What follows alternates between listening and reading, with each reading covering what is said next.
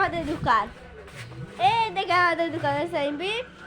এই আমার বাবা খালি ভিডিও করেন না এটা আরে না আমাদের দোকানের নেতা সাহেব ওই দেখো কা এই দেখো আরেকজন আছে তারা খানিক গেছেন